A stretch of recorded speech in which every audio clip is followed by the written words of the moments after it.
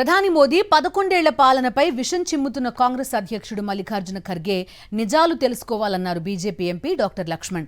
కాంగ్రెస్ పార్టీని ప్రజలు నమ్మే పరిస్థితి లేకపోవడంతోనే ఖర్గే అలాంటి వ్యాఖ్యలు చేస్తున్నారన్నారు. సీఎం రేవంత్ రెడ్డికి రాహుల్ గాంధీ అపాయింట్మెంట్ ఇవ్వకపోవడం తెలంగాణ ప్రజలను అవమానించడమేనన్నారు.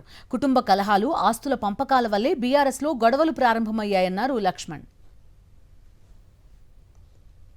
కాంగ్రెస్ అధ్యక్షులు మల్లికార్జున్ ఖర్గే గారు 11 సంవత్సరాల మోదీ గారి పాలన పైన విషం చిమ్మే ప్రయత్నం చేస్తున్నారో అది స్పష్టమవుతోంది.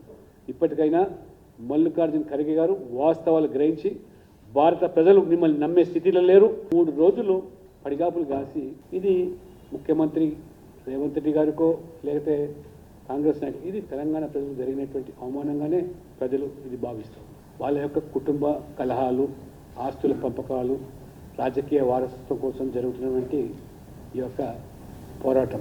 బీజేపీ ఏదున్నా కానీ ముందు రాజకీయాలు ఇస్తాం, వెనక రాజకీయాలు, వెండిపోటు రాజకీయాలు మాకు అలవాటు. అది మీకు అలవాటు.